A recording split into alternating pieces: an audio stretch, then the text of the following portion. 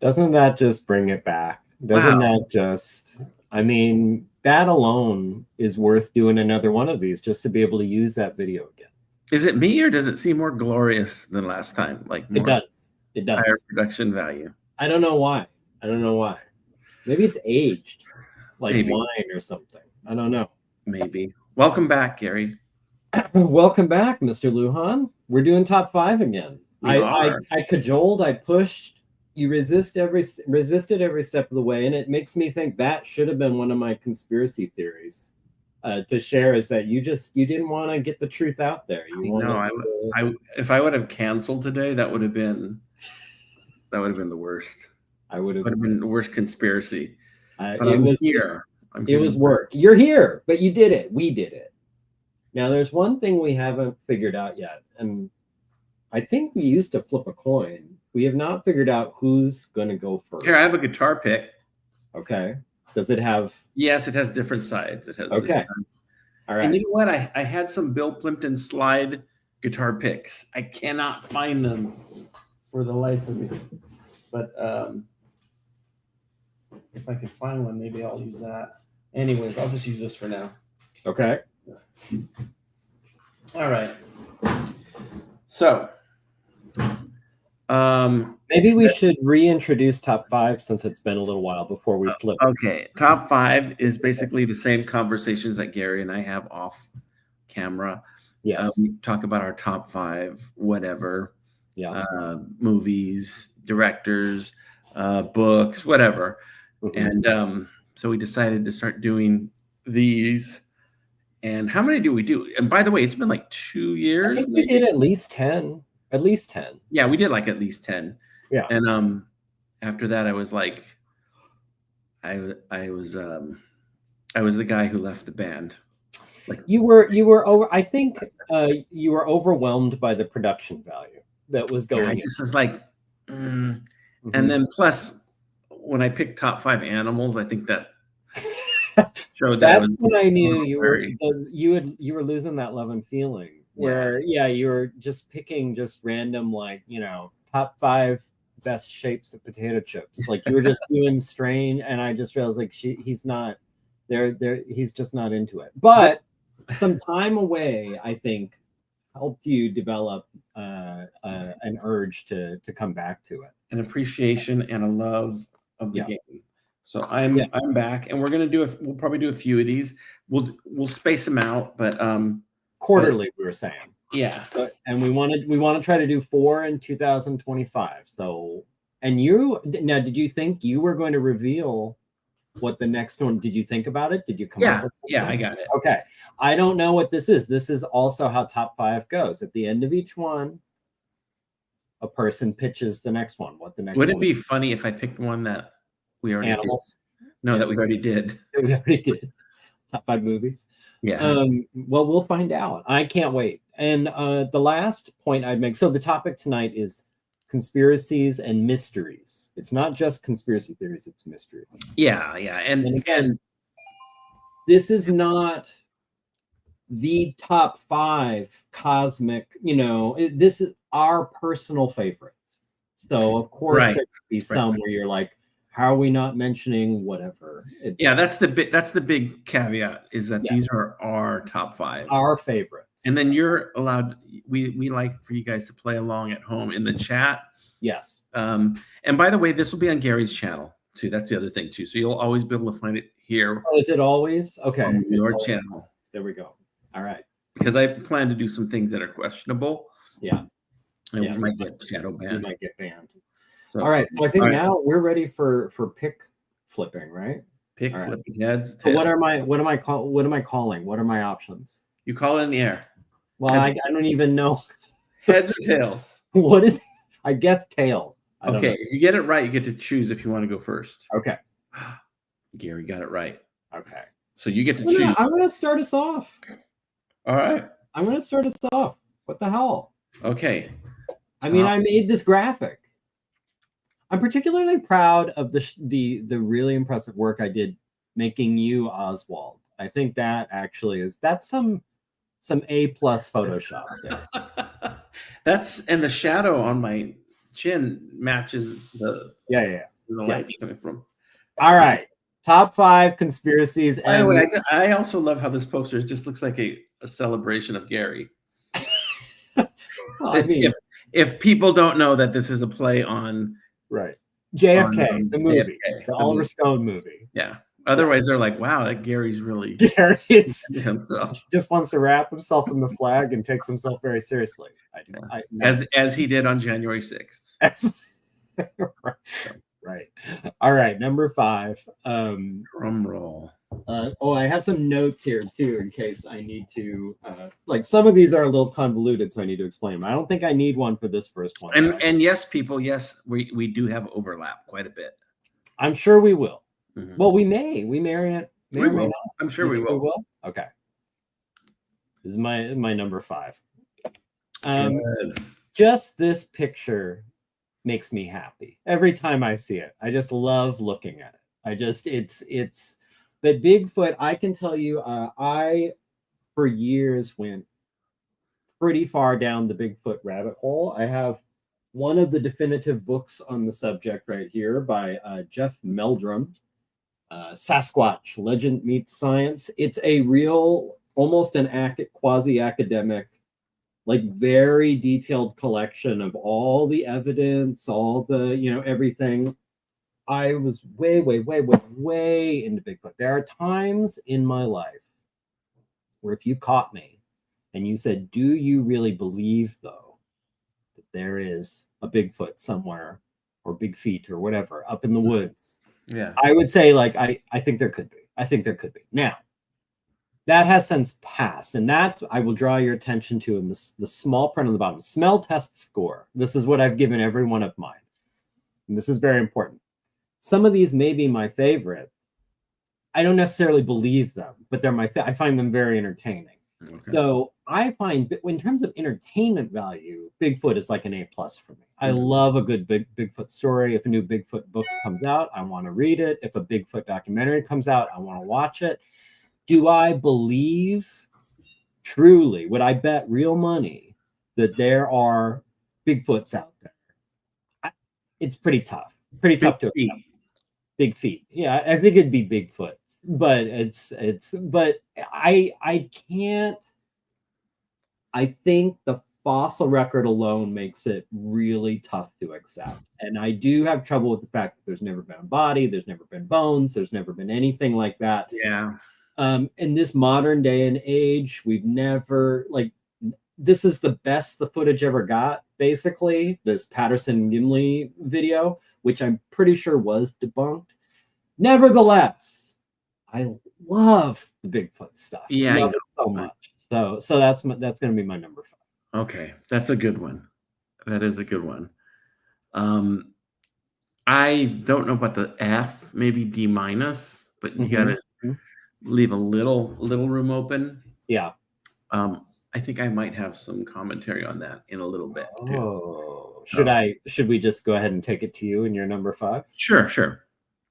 All right. Okay. Number 5. Speaking of scary monsters, this one, I pretty much think we know exactly what happened. Pretty much. I really do.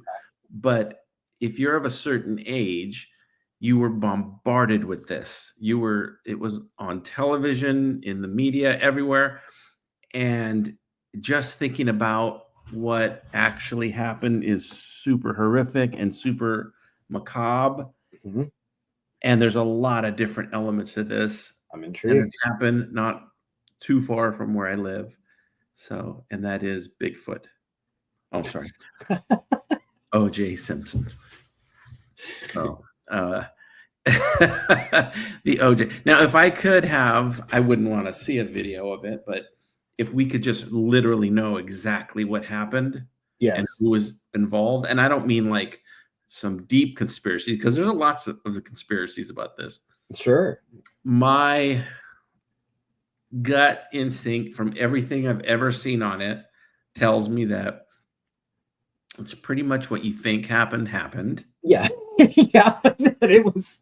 However, there probably was a little bit of fluffing to make sure that we get this guy. Yeah, there was, yes. A little bit. It's A a little little bit. bit. A little bit. There was a little bit of cutting corners, And that's where the conspiracy part comes in and it because gave room. Yeah. I mean, if you find something, you're not even supposed to move it at all. But if you go, well, let's just move it right here because it's his anyways, you know. Right. But there's so much. I mean, and it's really like macabre when you think about it. Oh, it's horrible. And the poor families, you know. But there are some great unknowns. Like it was it Kardashian who might have walked out with the bag that had his clothes? Like things like that. Like things like that where we'll never know for sure. Yeah. Yeah. But I mean, the gloves didn't fit, obviously. I mean, look how much trouble he had putting them on. I mean, he struggled and struggled. You could tell he was working real hard to put those gloves on. Yeah. That was such a big deal. I remember every day there was what happened in the trial today. And it just brought out a lot of uglies on both sides. It was terrible. It revealed a lot. Yeah, a lot. So, but it's fascinating. To me, I really would. It would be great if you could just somehow magically know how it happened, what happened. You know exactly. See, and this is why. See, this is a good first number five. The number fives because both are the mystery part of the conspiracy and mystery topic. Though the next one here's real quick. Here's a little bit of trivia. My father, who was an LA City firefighter, was in a movie with O.J. Simpson.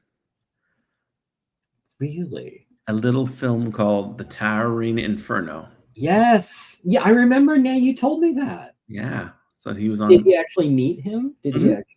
Yeah. Yeah. I remember my father told him, "Don't kill anyone." Yeah. Did OJ ever tell a weird joke about who knows killing his ex-wife and her waiter boyfriend? Yeah. All right. All right. Are we ready for number 4? All right. Here we go. Number 4. Now this, I don't know how known this one is, but the genre of mystery it's in is, I think, very popular, and that would be what is basically the ancient alien theory. Now, of all the ancient alien stuff, pyramids and the Nazca lines and the like all that stuff, the one that I've always enjoyed the most is the one about the Dogon, the Nomo, and basically their knowledge of astronomy that, in theory, this West African tribe shouldn't have had. So here's the broad strokes of the Dogon thing. The Dogon are it's African people in West Africa. There were anthropologists hanging out with them in the 30s and 40s. And during that time, the Dogon revealed to the anthropologists, they were talking about their whole religion and their creation myths and everything. And they had a story. I wanted to get some of the details right here, so I wrote it down. They claimed that they were visited in the deep past by entities called the Nomo, which were amphibious hermaphroditic spacefarers. Okay. And their story was that they came from a world circling the star of Sirius, which, of course, they didn't know the name Sirius, but they could point out this star in the sky. They seemed to have knowledge that it was a binary star system, which was not even commonly known for Western astronomers at the time, and certainly you would say wouldn't be knowable to the Dogon, who didn't have telescopes or anything like that. They apparently knew that Sirius's orbital period is approximately 50 years. Somehow they knew this because, in theory, allegedly the Nomo had conveyed this wisdom to them. They talked about when the Nomo first arrived, they, quote, descended from the sky in a vessel accompanied by fire and thunder. Because they were amphibious and require a watery environment to live, after arriving, they made a lake to live in when they were talking to the Dogon people. They came out of the lake, and they described them as being vaguely mermaidish, where they have a kind of a fishy lower body, a more humanoid upper body with kind of wiggly, squirmy arms. That's what you see in this glyph they drew on the right. That's supposed to be their arms to the left and right. That's kind of how they're representing them. They came out of the lake, and it's one of these ancient alien myths where they taught them about how technology and how to be human, and gave them the sense of like what laws would be, and told them all this astronomical information about where they came from, stuff that, again, in theory, the Dogon couldn't have known, but ended up being pretty accurate. Now, this was first popularized in the book The Serious Mystery by Robert Temple. Came out in 1974, around the time Chariot of the Gods had been super popular. So it kind of kicked off this ancient alien pop culture cottage industry that's still going strong today. That said, there are little problems. Like if you really want to, okay, is it real? Is it now? To me, it's just intriguing enough to be intriguing. And there are some things that you can't really know for sure. Like, is there something to this or not? A lot of it turned out to not be completely true. The Dogon seem to have some astronomical knowledge, but maybe not as much as the anthropologists were putting together. There are ways that maybe they could have learned about Sirius B, like the different stars in the system. Like maybe it could have gotten to them ahead of the anthropologists. Hard to say, but always loved the story. Always thought it was really intriguing. Loved the descriptions of the Nomo. Love to see all their art of the Nomo. To this day, like they're wearing like masks, reenacting the first visit from the Nomo, where they came in their ship and landed in the lake they made, and all of that. Pretty cool stuff. Pretty fun. I honestly was not even familiar with them. It's not a bad story. In fact, I enjoyed it enough that this glyph right here on the right makes an Easter eggy cameo appearance in D vs. M 1975. What's the subtitle for 1975? The Man in Black. The first one. The first one. Where's it at? What? When Ruben is hallucinating, he has a vision of this. Okay, nice. Very nice. So, man, it's just rough. It's difficult to say because there's so many cultures that have knowledge of not astrological. Is that the right word? Astrological? Astronomical. Astronomical. There we go. Yeah. Systems and things like that. And I don't know if you just kind of Mick-West it. It's like, are we misunderstanding all of the circumstances that they're translating? You know, like when you mentioned they might have heard about. I mean, is it in their writings? Old writings? I don't know if they even had. I don't know 100% if they had written. This was just their cultural passed down mythology. Otherwise, this was the origin of their tribe. It could be some chieftain, and you're like, "Hey, Keith, come here," and he's like, "Yeah, we know about Sirius." Well, and they claim the Nomo. They had, I forgot the name of it. They basically have like a chieftain shaman figure in their culture. Mm-hmm. They claim that basically the first one was one of these Nomo people from one of these lake creatures. And that they part of the received wisdom was establishing you need like a medicine man, chieftain, magic person to kind of, help you get along. And so that was the first one. And then the second one was one of the people.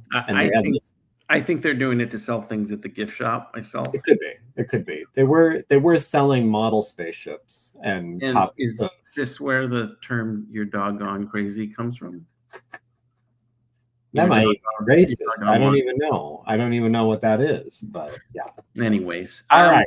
I don't know. That's really interesting. And it is one of those, I think it's fascinating. There's so many cultures that know things about astronomical, different things related to that. It's fascinating. So who knows? But if you go down this rabbit hole, you'll see there's lots of books on it, lots of writing on it. And also lots of scientists trying to figure out ways maybe they could have gotten the information they had, which was what was interesting to me. Is it's an acknowledgement, like, yeah, they do. It's kind of crazy the stuff that they seem to know about. Yeah. The question now is like, how accurate, like, could we be massaging it to make it more accurate than it is? Could they have heard this someplace else? How could they have known it? Like, it's interesting. All right.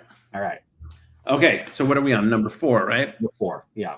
This will go pretty quick because we already kind of touched on this. Mr. Bigfoot. Look at that. Mr. Bigfoot. Yes, the main problem I have with it is that there aren't any remnants. It's not even catching them walking around, but there's not any, like, we didn't find bones now. And with the technology that we have and all of the places that we'd explored, you'd think we'd find a cave somewhere, because once you're dead, they can't hide anymore. Right. So that would only mean that if you're that line of thinking, you'd have to think, well, then they're metaphysical then somehow. And then that's a whole nother. And that is a real, I don't have it nearby. I have a book that's about how they're like trans-dimensional entity. Like, that's why they're tough to get a beat on. So there you go. There. Yeah, and then those trans-dimensional, man, they're playing sports and they're going in it, and they're anyways. So which bathroom is Bigfoot using? Which one? Right. I care a lot about that. One, my congressman, I wrote him a letter. Yeah. No, but it just, to me, it on one hand, it seems very possible there could be some sort of animal hybrid thing that we don't know about that much, but right, it's more along the lines, it seems like we would have found remnants of it. Hair, or we would have found, again, in the fossil record. Like, it's not just finding the Bigfoot today, it's finding the Bigfoot, the generations and generations and generations that would have existed or that have worked their way across the land bridge from Asia, in theory, with humans. Like, you would find a skeleton of something somewhere. If we're finding Native American stuff, if we're finding, like, why aren't we finding even a hint of a Bigfoot? Nevertheless, like I said, I would love to be wrong. This is maybe my biggest I want to believe one. My bold prediction is that in the next 500 years, and I'm sure there'll be a way to validate this, but in the next 500 years, we're going to find all kinds of civilizations and creatures and things that are deep layers, under us and in the sea where we haven't ever explored. So that will, I'm sure, happen, and whether or not that's metaphysical, who knows? But I just it's so weird, because if we did find something, how would we backtrack why we haven't found the proof? Like, you know what I mean? If they did find a Bigfoot, it would upset everything, because it makes you realize, like, we really don't know a lot. If you did find something that made no sense and didn't fit anywhere. But it's fun, and I love so fun. It's a lot of fun, the Bigfoot and stuff. It is what I like about one of the things I love about the Bigfoot thing is, it was only like 40,000 years ago or something when Neanderthals were still running around. Like, we were sharing the planet with other sort of humans. And I've always thought that was just a really fun thing to think about. Like, that we've never experienced that. We've always been the only game in town when it comes to people. So the idea of, like, what if there was all sorts of other sort of humans out there? And I think that's because that's such an interesting idea and such a weird idea. I think that's part of what makes Bigfoot fascinating. Just the notion that there could be something. It's good. I think it's good to be in the middle. It's good to be in the middle, because then you're open-minded to weird things that possibly could be true, but you're also, like, open-minded to, like, oh man, I wanted that to be true, but it's probably not. And that's kind of how I am with Bigfoot. I want it to be true, but I wouldn't it's not good to be a just complete believer all the time for everything, and then at the same time not to be a debunker of everything. And then and you just get so frustrated because you can't debunk something, Yeah. But yeah, that would be a good one to be true. That would be cool. All right. Here's my number 3. This is a new one for me. New as in the past year. Now, I told you about this. I told you, like, you got to listen to this. You got to listen to this. I don't know if you ever followed it up, but this is one that I'm intrigued. Is it the election? I'm sorry. It's not the election. That Charles Manson basically was, this is the shorthand. Charles Manson learned all the tips and tricks from MK Ultra and the CIA. And that's how he was able to run his family. And that was how he, was able to exert such control over these kids and get them to do whatever he wanted. So here's, again, this is something I was totally unfamiliar with. I think I first encountered it in, of all things, well, actually, of many things, conspiracy, a Joe Rogan clip. And I have to admit, it made me immediately dismiss it because it was a Joe Rogan. Like, to me, Joe Rogan's never met a wacky idea he didn't like. And he has lots of cranks on his show. So I was just thinking, like, well, this is just the fact this guy, Tom O'Neill, who wrote this book about it, is there. It's probably stupid. But then I started encountering him other places, like other shows, hearing other interviews. And I was thinking, like, this is sort of intriguing. And I picked up the book. Let's see here. I have it right here. It is interesting. Here's the Cliff's Notes. The Cliff's Notes are now this part is 100% confirmed. This is not supposition or crazy crank tinfoil hat talk. In the 50s and 60s, I believe the CIA had this program MK Ultra, and MK Ultra's ambition was basically like Manchurian Candidate type stuff. They wanted to see if they could manipulate people with a combination of drugs and hypnotherapy and subliminal suggestion and things like that to get them to do things against their will. Like art casters. Right? Like art casters. Okay. Like exactly like Scott Serkland does. Okay, yeah. MK Serkland. Okay. With the neighbor kids. Right, yes. And so the idea, I think, was, could you create sleeper agents without them even being aware they were being made into sleeper agents? And then whenever you wanted, you could flip the metaphorical switch and they would do whatever you needed them to do.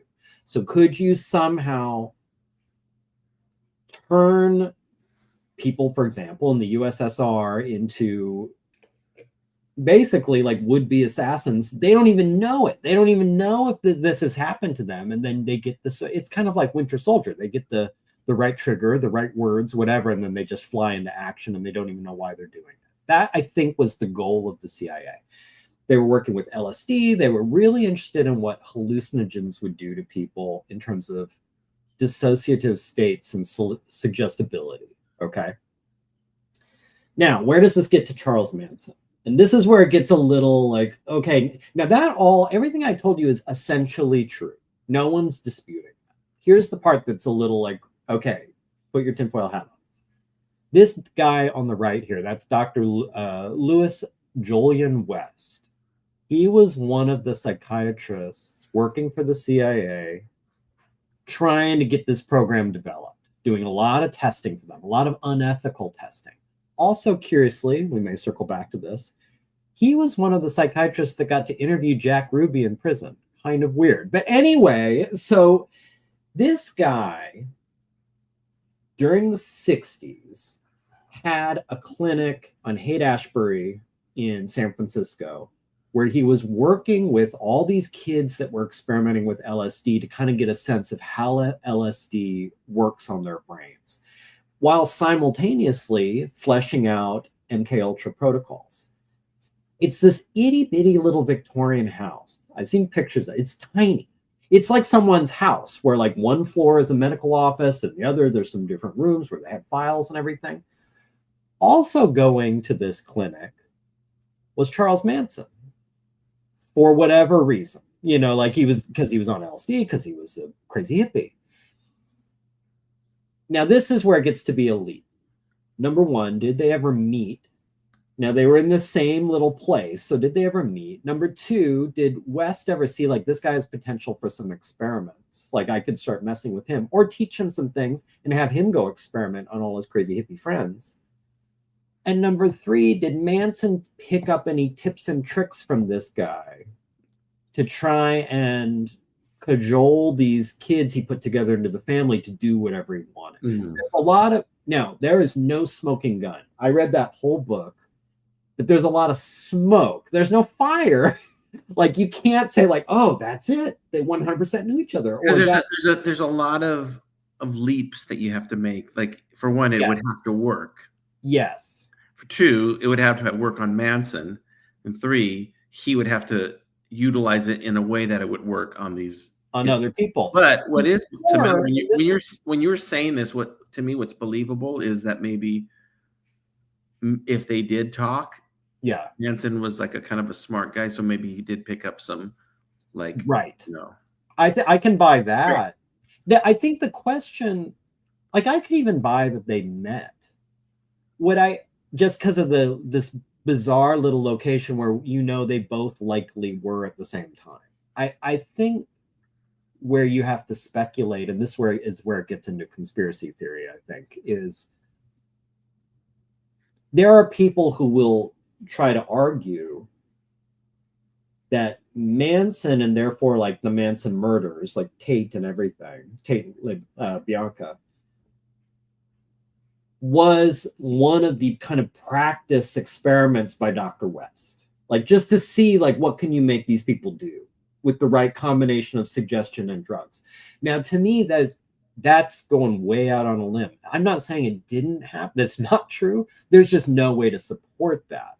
I kind of more where you are, where it's like maybe there was a little bit of osmosis where it was like you could. Here's my other problem is O'Neill seems to suggest, and the whole book is the whole theory is sort of hinges on this. There is no way a fuck up like Manson could possibly have persuaded all these kids to do crazy things. Okay, well then how do you explain Jonestown? How do you explain David Koresh? How do you explain, like there's a million examples. He was a charismatic, I think people still talking about him to this day. Yeah, like I don't think you need a Deus ex CIA to explain, like how this happened. Like I totally can accept it could have been all Manson. I just find it's interesting coincidences, and that's usually where you my other issue with this is that man on the right is Jerry the King Lawler, 1970s professional wrestler, wrestled Andy Kaufman. And so Lawler was a CIA doctor. I mean, that's the conspiracy theory right there. Yeah, there we go. I get it. All right, I'm in. All right. Okay. I convinced you. All right. I'm going back to you. I've heard good things about that book too, by the way. It's worth it. At least listen to some of those interviews. It's interesting. Okay. My number 3. Okay, now we're getting into the. Now we're getting. By the way, some honorable mentions. A lot of people out there would be like, some of my, if not all of my honorable mentions are really good. Like they could have been top 5 easy. But these are my personal top 5. Right. Same. I have probably a controversial honorable mention where people will be like, "How is that just an honorable mention?" But this next one, there's people in my life that since the 90s have been telling me about this. And what's fascinating to me is there's a few celebrities, and I'll name them, that mention like, oh no, I have firsthand knowledge of this. I've seen it. And to me, it's just like, I want to meet these people. I want to work with them. I want to do business with them. And I even made a film. And if it is true, it's the scariest thing ever. But it's young dancers. It's very, very, very wonderful. And you'll see this, your eyes will light up and you'll say, of course, once I click this button for my number 3, I can't wait. Of course, the shape lizard people. Yes. Yes. I love the image you. So this ties into so many things. Here's the thing that's fascinating, and whether or not, again, Jimmy in the middle. I'm not even gonna, as weird as it is, I'm just gonna be in the middle. Okay. Billy Corgan tells a really, really engaging story about where he swears on his mother's life that he saw firsthand a shapeshifter. Right. Of course he does. Big homie CC, who is a celebrity bodyguard, tells a story of he gives details and names and everything of he saw a woman shapeshift right in front of him, and his cousin did too, and his cousin's a no nonsense Chicago police. Whether or not, I don't. It's just the fact, the conviction that they have when they tell these stories. And I've heard other people say things like that about shape shifting. Now, here's the thing. If it is true, then it opens up the Pandora's box of a million things. If it's not true, it's the easiest one to dismiss because it's the craziest cuckoo thing. Yeah. But no matter what, it's super, super fascinating, entertaining, and interesting. And because if somebody's swearing up and down that they did experience this, then what's that say to them? How do you speak to them? Especially like people that are, some of the people I've heard tell stories are like, that's so weird that why is this story coming up in your life? Like, if it's not true, what makes you say it, you know? And if Billy Corgan's story that he tells, I don't know if you've ever heard it on the Howard Stern show. I have not heard his lizard. It's when you listen to it, you're going to think, okay, Billy Corgan either is like the greatest liar, or he's got mental issues, or he was on drugs or something. But just, it's the way that he tells the story is very interesting. He swears up and down. And then this big homie CC, this celebrity bodyguard, that's the story, that's because the guy's not into this stuff. And it's just very interesting no matter what. It's very interesting. But do I believe it's true? I have no reason to believe it's true. I've never seen anything or heard it, or you know, but to me, this almost falls into the why am I skeptical of. I mean, there's a lot of reasons I'm skeptical of this, but it almost can boil down to the Bigfoot thing, where you're telling me a shape-shifting lizard person's never been hit by a car, and like suddenly we have, like, you know, they do the autopsy and it's like, whoa, lizard guts. Like, there's never been a situation where somehow, like, nothing's ever befallen a lizard person where we have a corpse. Like, that seems, well, it's likely. But you could also say, what, a nuclear missiles never fall into the hands of terrorists? There's thousands of them all over the terrorists. Yeah, I mean, again, that's just, and we don't know how it works. Anyways, we don't know how it works. It's true. We don't know how it works. How the shape-shifting lizard power works. But, maybe when you die, you just stay in whatever form you were in. It's just, I think it's fascinating because it just says a lot about the human condition as well. Yeah. You know? Yeah. But, where did this, do we even know where this originated? I know, you know what this makes me always think about? One of my favorite shows when I was a kid was the miniseries V. Remember V? Yeah. That was lizard people posing as humans. Yeah, but the lizard people stuff is, as far as I know. Does that predate? That goes back to like the 60s or something at least. It's pretty old. I want to know the origin of the lizard people. Because people say that they're, and if anybody in the chat knows, now's your time to shine. Yeah. You know, the reptilian, and that I don't know, they've been here a long time, and this, that. Here, I have a little tangent. Okay. A little tangent. Something that, if A is true, then I'm gonna patent this idea because nobody talks about it. All right. If there are, this will come into play later today too when we talk about one of my other things, but if there are creatures or things that are here already and people are going, where are they? Mm-hmm. My thinking is, what if, again, this is fictional. Sure. What if there were like 3 holes in the world? One really, really, really deep underwater, one in like Antarctica, and one in Scottsdale, Arizona. Natural, yeah. But no, but they're not accessible. And in order to get through, and they go deep, deep, deep, deep underground where these things live, miles and miles and miles into. So it's like one of the portals. Like in Sort of, but it's a Sedona, physical thing. It would be like a physical thing. Sure. Oh, an actual physical thing. An actual physical, like an entrance. But there's only like 2 in the entire planet. That's why they've never been discovered, and that to get to them is impossible. And then to get down, once you're in it, you're traveling for a day. Like it's that far, that you're in the earth. And then there's some kind of thing that we don't understand going on there. That's my hypothesis of. So they're making that arduous journey. It's not arduous for them. Monsanto? I mean, what are they like? For their whatever technology they would have, they could do it in seconds, probably. I see. Yeah. So that's what I'm saying. That's just a pot. Like if they are from here, whoever. There is a fun genre of fake videos on YouTube showing shape-shifting lizard people's human guys slip temporarily. Have you seen these where like suddenly you see their eyes and then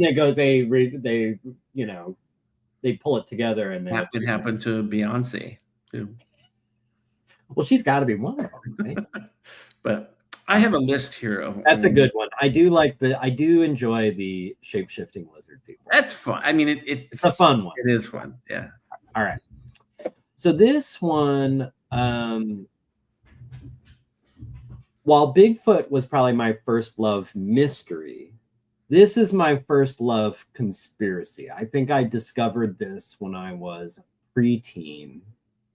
And it's another one I was obsessed with for a long time. Now, this is so Jesus, Mary Magdalene, and the Merovingians. Now, if you think you know where I'm going with this, it's probably because you are familiar with Dan Brown's The Da Vinci Code. Yes. Which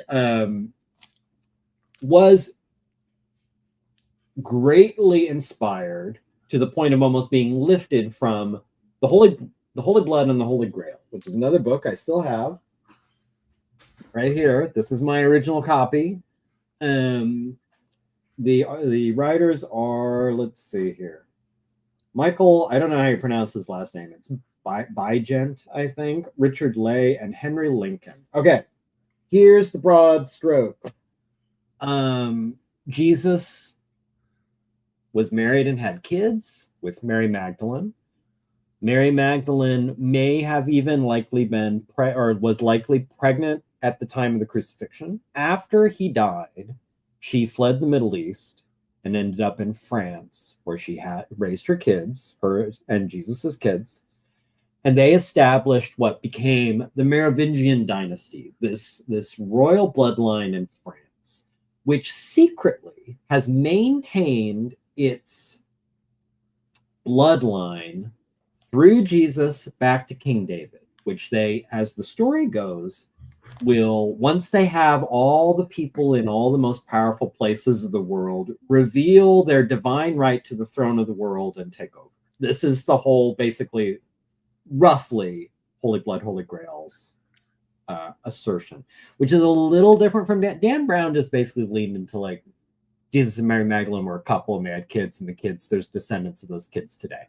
Holy Blood, Holy Grail goes into it's like a greatest hits of secret societies, where it talks about the Freemasons, it talks about the Knights Templar, and just like any sort of conspiracy theory about secret societies, there's a generous sprinkling of anti-Semitism throughout it. Like it's a lot of weird stuff. What if we find out that Kid Rock is part of the bloodline? He could be. I don't know. They haven't done an updated. This came out in the 80s, so they probably need to update it. Maybe he is the latest in the line. I actually would suggest, the Roman Catholic Church is, of course, the great boogeyman behind the scenes. They've gone underground to avoid the wrath of the Catholic Church, because if it came out, this whole story, no one would donate money to the church or something. Like that's always, it's that kind of like, there's reason it has to be secret because what they'll do something. In truth, now this is smell test score D-. You and your smell test score. I know. Here's why.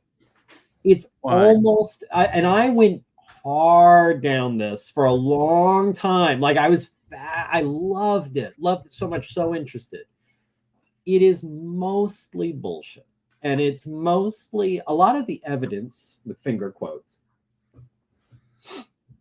can be traced all the way back to something called the Priory of Sion, which is this admitted counterfeit document laying out sort of the idea of this. And so, like, these people who wrote Holy Blood, Holy Grail, they came across that at that point, not realizing it was counterfeit, and like just went off from there. And they did this almost this grand unifying conspiracy theory, trying to tie everything into this idea of like Jesus has descendants and they're alive today in secret. And they, again, connecting Freemasons and the Catholic Church and the Russian czars like Nicholas II, like Rasputin's in there. Like it's this huge network of like, it all makes sense. It's all wheels within wheels. If you cannot accept the original premise, then the whole thing falls apart. The reason I don't give it an F, I could accept that perhaps Jesus was married and had kids. Like that doesn't trouble me. And like, so that I'll give it that. That's like, it's like, okay, maybe, possibly, but the rest of it is like bananas. That said, it's so entertaining. And I would say, and I'm not saying this to be snarky, I really mean it. This book is far better. I thought Da Vinci Code was one of the worst books I've ever read. Like I could not believe how poorly written it was. And because I was familiar with this, Holy Blood and the Holy Grail, any kind of wonder of this idea was completely spoiled to me. Like it wasn't a novel idea to me. It's like, whoa, what if Mary Magdalene? I mean, what if? I would say if you enjoyed Da Vinci Code, you should read this. Just keep in mind that it's also essentially fiction, but I love it so much. I read the Da Vinci Code. I didn't think it was bad.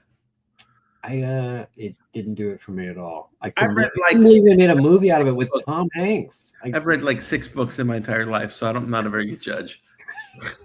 And 3 of them were coloring books. So. Well, that counts. It does. There's written words in there. Well, that's a good one. That's a good one. And yeah, it seems like a modern one. It doesn't seem like this has been a long-term, like for ages, right. People have been talking about it. I think the earliest whispers of it in this kind of form, would have been like in the 60s or something. Mm-hmm. But they make a great effort, if you read it, to try and connect the dots all the way back. So that's how they tie it, like the Knights Templar. Like they'll try to find ways. It's like, see, this little episode of the history of the Knights Templar, it's because like it really is that meme of the Always Sunny in Philadelphia guy with the wall with all the strings connecting all the dots. Yeah, like I mean that's this book. And especially as a kid who went to Catholic school, I'm sure that added to the attraction and the fascination with it, where it was not only was it cool and intriguing and weird, it was blasphemy. So it was like, this is really cool. Like, this is so crazy just to even suggest some of this. Gary, you and I both have made our first communions, but I haven't made my second communion. So I'm sorry. All right. My number 2.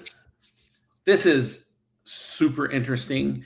I know I have a feeling it's going to be on your list, maybe.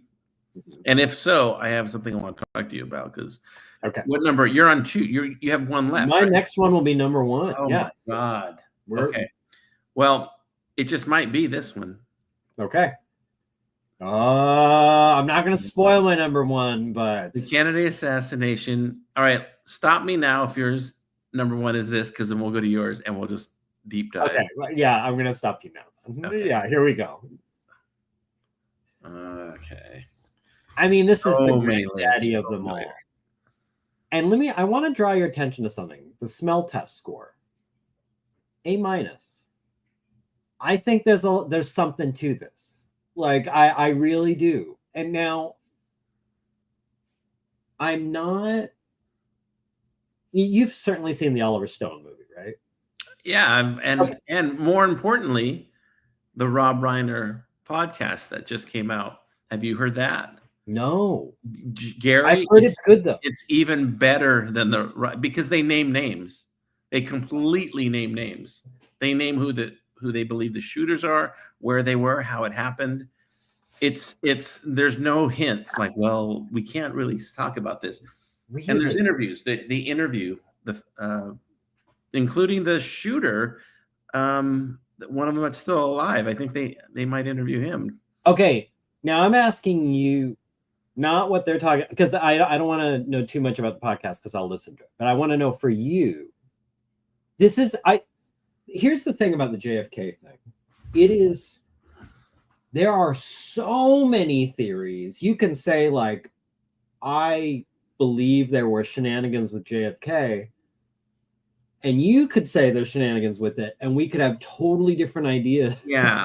So here's a good like early fork in the road. Do you think Oswald did any shooting at all?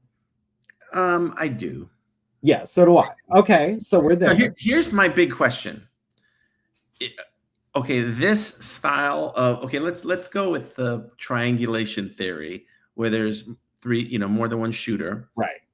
Has there ever been, or are there a series of documented public assassinations that have happened this way where they didn't want the people to see the other shooters? Because to me, the whole thing, common sense says, if you have a crowd of people and bang, bang, there's a shot up there, and bang, bang, you're going to get, oh, crap, there's a shot right there. Everyone's going to look. Guns are loud.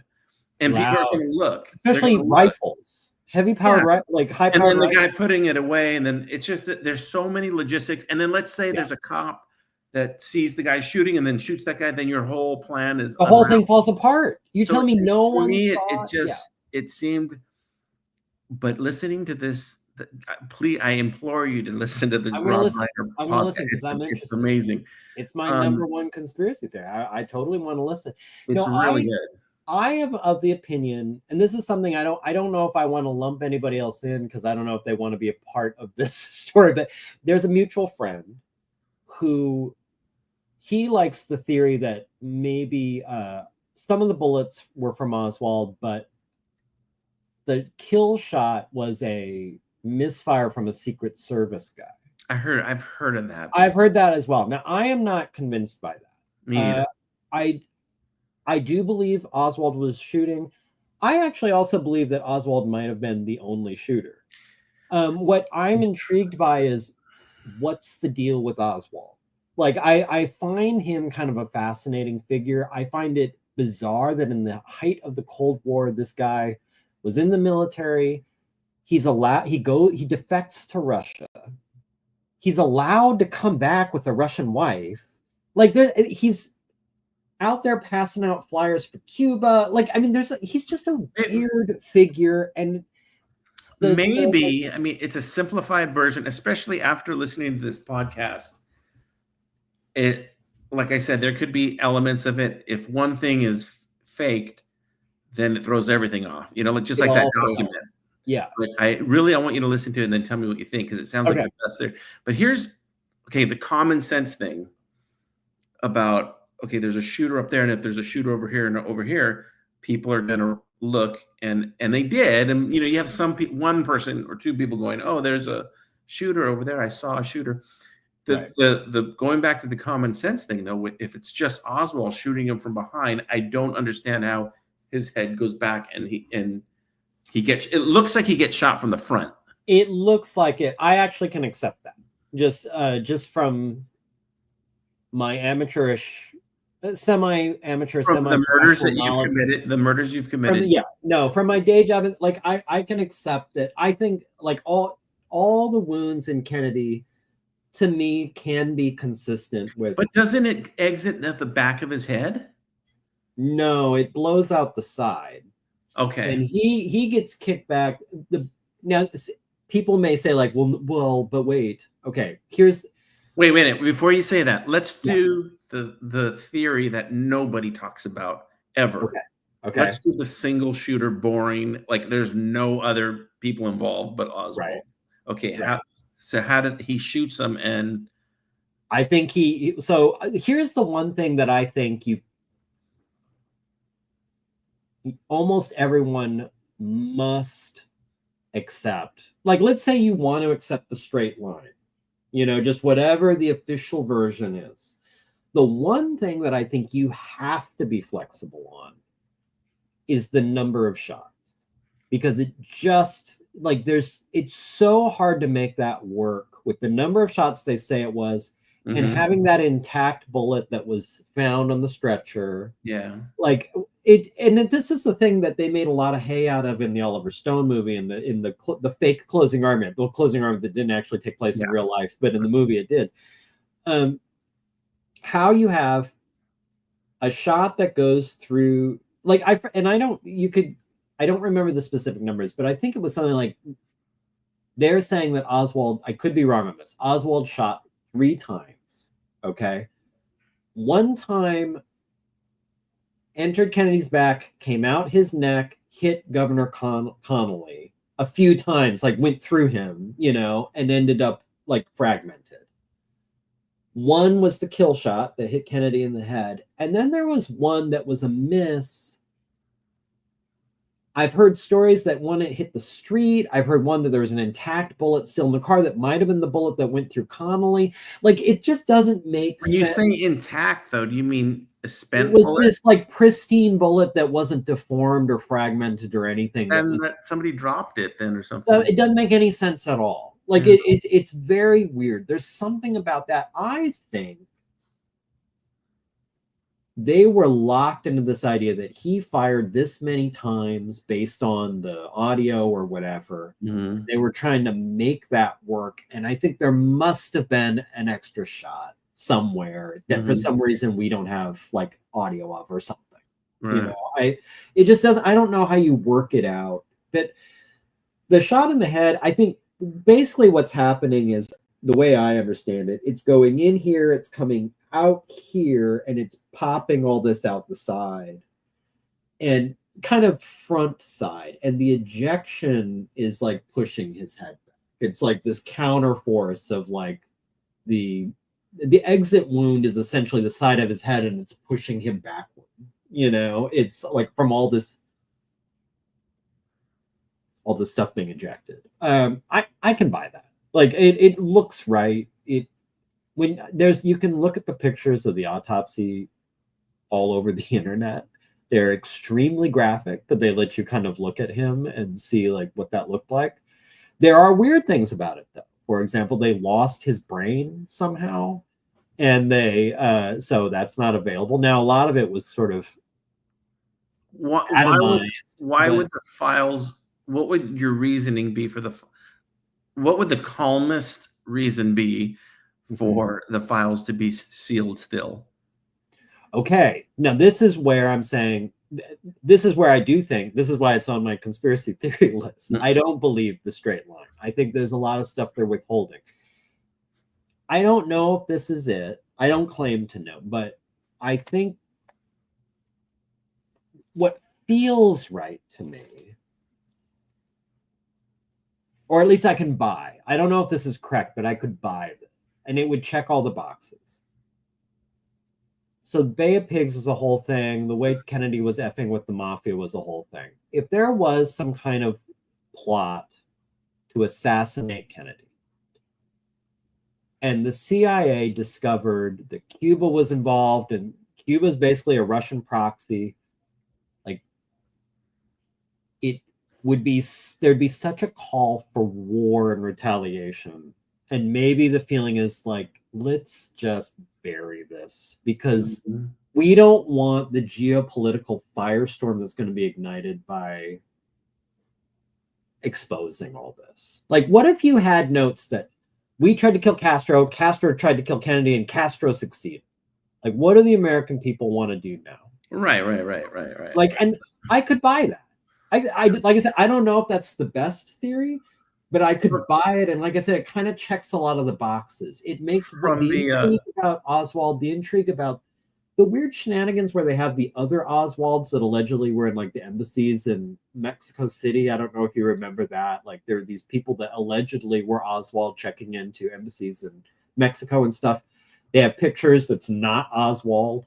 Like, it's just, there's a lot of weirdness around him. Do you think there could have been a rogue group in the CIA that helped Oswald be in position and be prepared to, and there was supposed to be an escape plan, but then they just kind of, they turned him over to the wolves, and that's why he's a patsy?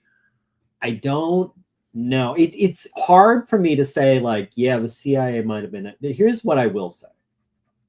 The Jack Ruby thing is another thing that's never sat well with me. Yeah, that's kind of weird. Why does this mob owner of a titty bar give a shit about Oswald? Why is he going to go and shoot him in front of everybody? Gary, although I don't know that much about Jack Ruby, but was he like a real patriotic guy? Was he a Kennedy supporter? Again, like, so you shoot Oswald in front of everybody. How did he get in? Like, what? Like, it's kind of crazy. It's not. I don't know. The Jack Ruby never bothered me that much. It seems like somebody wants to do it. Motive. Well, that's what I'm saying. He could have been so swept up with remember, the whole country was there's high emotion. I'm just playing devil's advocate. He could have been so swept up that this man killed our president, and he's going to go on trial. I'm going to end this, and I'm not going to do that. Oh, and when that was his original claim, was like, I didn't want Jackie to go through the trial, so I was going to take care of it myself. And that fell flat with me too. He's a mob guy. He runs a strip club. There's just so many things though. It's weird. But here's also full circle to not full circle, but half circle to Manson and the CIA. That MK Ultra guy was he went in and got a chance to interview Ruby after Ruby had a suicide attempt in prison, which, again, smoke for sure. Fire, I don't know. I had never heard that Ruby had a suicide. Ruby had a suicide attempt? Yes. He tried to bash his own head in by beating against the wall. Huh. And so the psychiatrist that gets to go and talk to him is the CIA MK Ultra doctor, which is, again, wait, is it it's not that guy? Weird. It's not the Jerry Lawler guy, right? It's that guy. So he was involved in that and Manson? Yes. Interesting. Weird, right? Now, wait, allegedly Manson. You can't say for sure they ever met. You can say for sure he is the guy who met with Ruby in prison. Yeah. Sometimes, not always, but sometimes you take the most direct, boring explanation and you kind of work from there. So going back to that Holy Grail book, yes, if those documents are fraud, it's the whole thing. It's the house of cards. So this whole Kennedy thing, if a lot of these like weird coincidences aren't weird coincidences, the facts are not exactly lining up. And a lot of them get diffused if you accept that Oswald could do the shooting. And I always had trouble with the argument that no one could do that. No one could pull off that shot. Of course, someone could pull it off. It wasn't like the guy, he knew how to shoot a rifle, and people will say, like, he wasn't even that good. He was a Marine. Like, he knew how to shoot a rifle. And then you hear like Joe Rogan say, like, no way you're getting a headshot. You know what? Luck can happen. Like that guy, he also didn't get kill shots the first 2 or 3 shots. He was taking shots. It's a little curvy road. The limo slows down. It could have been his lucky day where he just nailed it. So many things. I really want you to listen to that podcast. There's so many things that the whole just the involvement with what's his name? They have an airport named after Dulles. Dulles, yeah, the Dulles. The whole Dulles thing, his brother being the mayor, just the whole. It was a rerouting. Again, these are facts that if we look at them and then no, actually it wasn't rerouted. It was canceled for there's little minimal facts like that. There's a lot of weirdness. Yeah, but the one thing that is not is not arguable is that all of the documents have not been released, and why. So I don't even mean that in a conspiratorial way. I just mean why. 100%. Why. So to me, that means one of two things. Either Oswald did have some sort of bizarre CIA relationship, okay? Or there might be other theories, but these are the only two that I think of that make any sense. Oswald had a CIA relationship, and or there were other nations involved in the plot, and they didn't want to drag us into World War III over this. And that's where you could see a little bit of CIA, excuse the term, fuckery, where if they didn't like Kennedy, I could see them saying like, well, then let's just bury this. Yeah. Like, we're not gonna risk war over this guy. Like, that's where I could see. So there could be almost this like after the fact. Here's an analogy. I never bought into the whole 9/11 conspiracy theory thing, but I do totally accept that Bush and Cheney capitalized on the opportunity. Those are two separate things. And it could be that the CIA, once Kennedy was dead, was like, well, this is great. We can clean house a little bit. We finally got this like guy off our ass. But, I tell you, my father was in a movie with Lee Harvey Oswald. Anyway, he's actually my godfather. He was at my well, I want to get to my number one. Okay, here, let's do it. Going to be a sense of pride and a sense of huge disappointment. I can't wait to see what your number one. Huge disappointment that Gary Hodges did not have this. There's still some honorable mentions. Maybe it'll be in there. Who knows? I won't tell you if it is. I've got your honorable mention right here. Right here. Yeah. Okay, here's my number one. I can't wait to talk about it. Well, okay. Yeah. Yeah. Dishes. All about dishes. It's all about dishes. UFO. Okay, before we start to get into this rabbit hole, this covers so many things because it covers. This is broad. Yeah, this is really broad. This is like saying it even touches on touches on the JFK assassination. I'm being conspiratorial, but you know what I'm talking about. No, the rumors. Okay, here's what I'm going to say. Jim Lujan, up until age 35 or so, yes, always believed two things about UFOs. Number one is that they are actual, real, physical somethings out there, and people are seeing things. And like I just saw that. That's like they're not all mistaken. Like there is something. It's not all made up. It's not 100% tangible. Go touch it. You can touch it and everything. They're seeing something. And actually, to tell you the truth, I still do believe that. Okay. Yeah. The second part is the one that throws me. Okay. And we've had this private conversation. Yeah. So I 100% believe there are such things as UFOs. Here's the other part that I always believed. I believe as much as I know about it and as much as you know about it is as much as the most deepest involved person that researches this in the deepest areas of the government knows about it. Like they don't know. Like we've talked about this. Yeah. But here's the thing that throws me. You hear so many of these, and it's kind of like the JFK thing. There's so many people like, no, we've retrieved a craft. We've done this. Oh, I have someone that swears that saw that. Here's what I do know.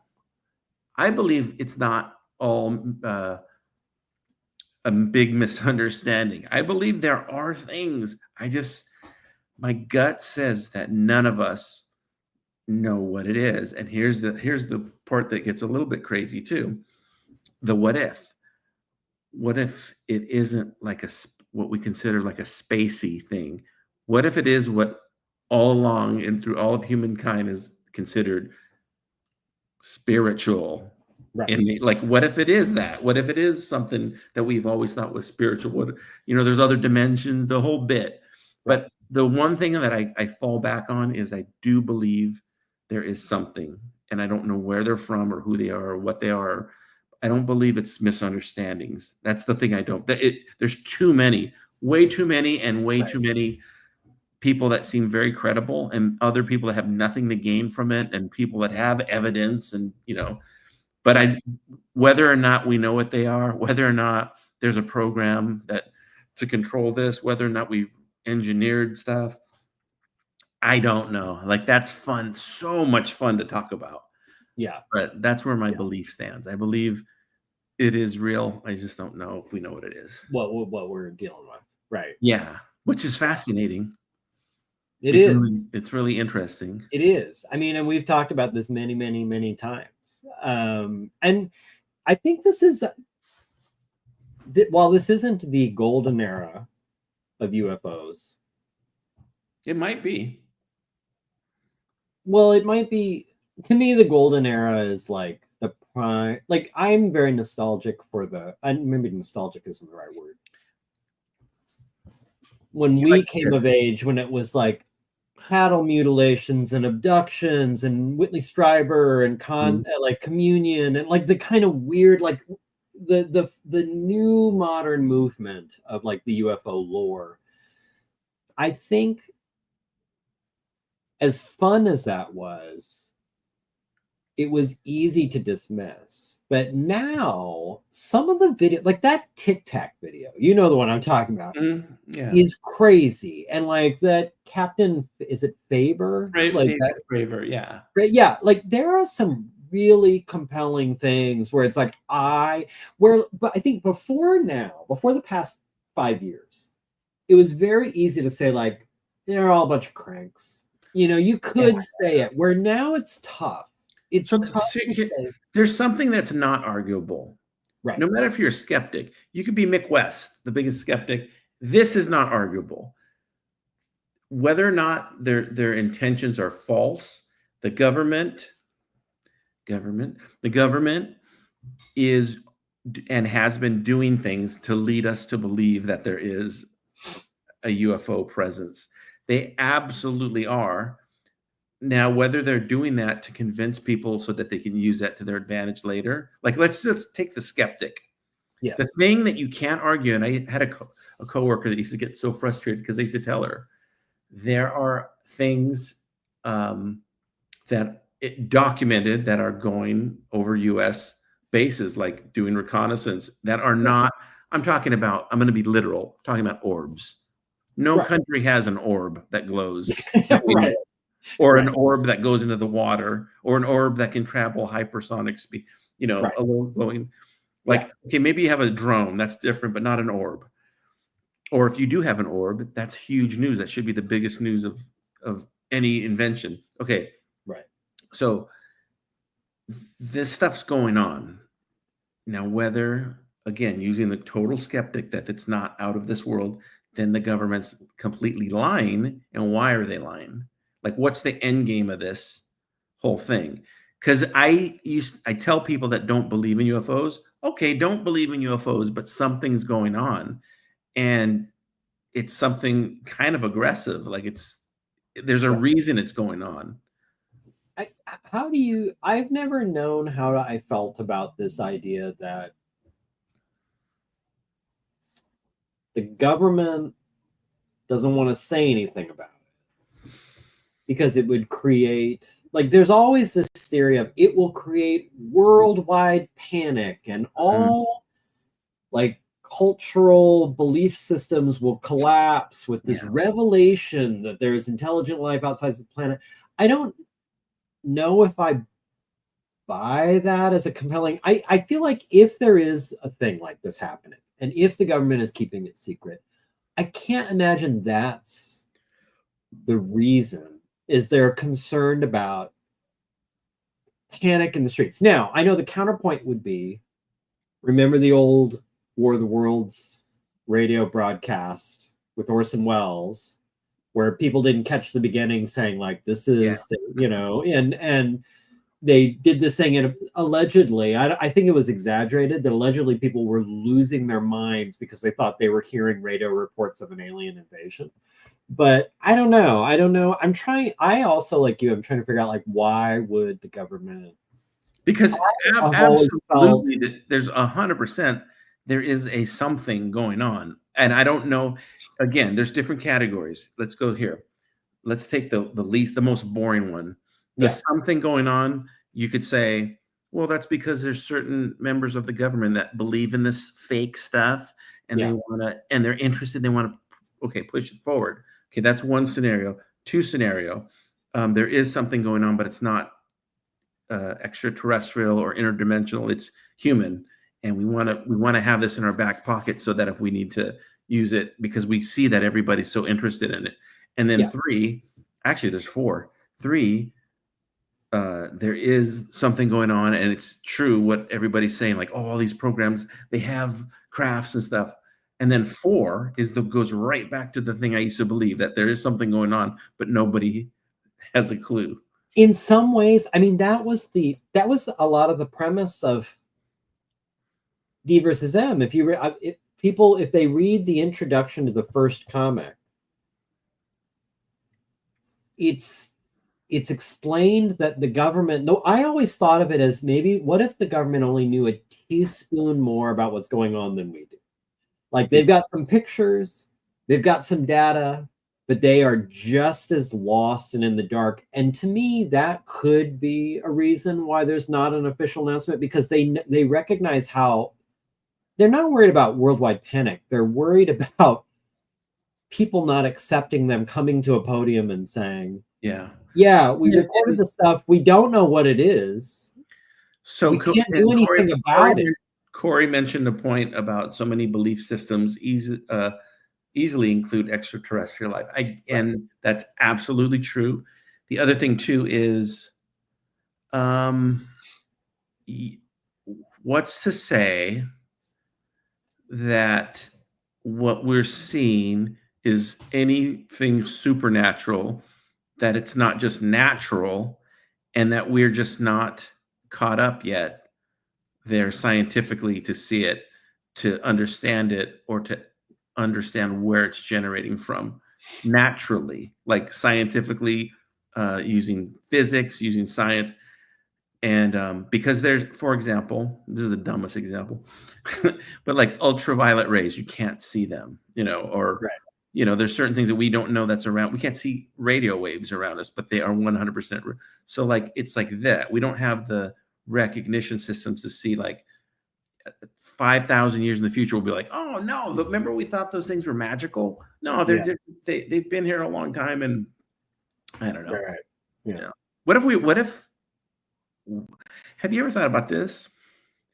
What if, how we always think UFOs, like, yeah, we could just talk to them, we could cure cancer, and we could do that. What if they're like really dumb? They're just like, I don't know, we just fly these things. And no, what if we like contact, and they're just like, I don't know if that works. That's your stuff. I don't know. Right. What if they're just really like, they're not impressive, and we're just with them. I recently shared that Drunk History, one of my favorite episodes of Drunk History, where it talks about how they were trying to learn how to communicate with dolphins, and the experiment involved giving them acid, and one of the female researchers was having like a quasi-sexual relationship with one of the dolphins. It was totally bizarre. It was bananas, and they shut it down because it was crazy.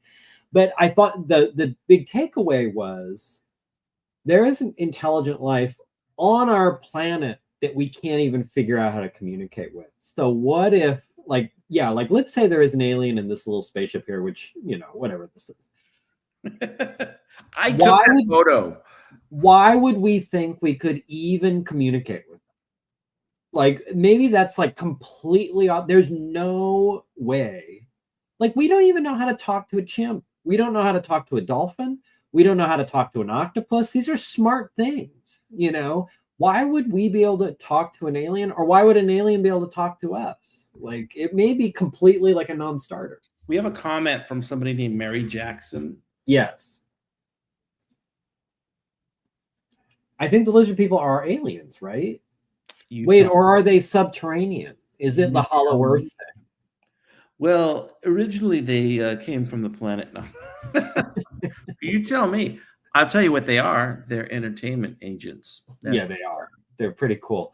I think I've heard both, that they're aliens or I think they work into the Hollow Earth thing, that they're an older species. They're a pre-hominid intelligent species that went underground at some point. Yeah. What are the chances of these things that we call UFOs being real, and nobody understands anything about them? There's never been a crashed one. We've never touched one. Nobody's been abducted. Well, has there never been a crashed one? Because that lets me segue to my first honorable mention. Yes. Roswell. Now, see, you got broad. You just said UFOs. No. I got specific. I did Ancient Alien, the Dogon. So much. There's so many. This. Yeah. This is another one of the granddaddies. The people might be like, well, how is this not top 5? And I'll tell you why. It's I'm very candidly. First of all, I think this is another one where I think there's something to this. I think there's something to this. That said, I'm just simply bored of Roswell. I'm like I've had enough of Roswell. When you say there's something to this, do you mean something other? I think the government to this day is hiding something about what happened. But for years they have revised the story to a new bullshit pitch that they've then corrected and like given another revision to later. And the fact that they are like to this day so deceptive and so cagey about what happened makes me think there is something there. It just feels like now at this point the elaboration of a liar, where I'm not buying. Like, why are we still withholding stuff about this? Could it have been that they put a child in a experimental maybe, and that would explain why they're being slippery about it. Well, like they don't want to reveal like we did some weird human experiments. Yeah, but why wouldn't you just put a little guy? Why wouldn't you do a chimp? Yeah, I don't know. I kind of here's the big caveat with the UFO stuff for me. Yeah, is I absolutely admit I want it to be real. Like I 100%. So I'm rooting for it, and I'm always like looking at it with a skewed view. But like I said, if it came to stand on the edge of a building, and you had to jump, or you had to like your gun to your head, what's your true belief? I would say, look, dude, I believe it's real. I don't know. Beyond that, I don't know. Yeah. That's what I really believe. Here's what I would say. I'm not going to say an alien spacecraft crashed outside of Roswell in 1947. That's not the gun to my head. The gun to my head is we still haven't heard the real story of what happened. It's kind of like the JFK thing. If you would say, like, do you think the mob and Castro and the CIA colluded to murder a president? I would say, no, I'm not saying that. I'm saying there's stuff they're not telling us. We don't have the full story. That's what I'm saying. Yeah. And same with Roswell. There's something that they're holding back. It's weird. Yeah, I kind of roll my eyes with Roswell too, because I've heard it so much, and I'm like, how are we ever going to know? It doesn't have any entertainment value to me anymore. Yeah. And that's why it's an honorable mention. I'm going to blow through. I have 2 more honorable mentions. I always love the Amelia Earhart thing. That's another mystery thing. Yeah, she died. She died. She's 100% dead. I love the theorizing about the circumstances. Yeah. The one thing that I love, there's a story you can find. There was I believe it was a teenage girl who's had a ham radio or something, who she claims that she picked up a signal of a female calling for help, saying that their plane was stranded by the shore and the tide was pulling it out into the ocean, that she was with her navigator or something and he was injured and they need help. And in the background, you could hear apparently a disoriented man like ranting, who, remember, she crashed with her navigator. I have and some people were like, oh, it's impossible that this like girl in California would pick up that signal. And then other people said, no, it's completely possible based on how these radios work.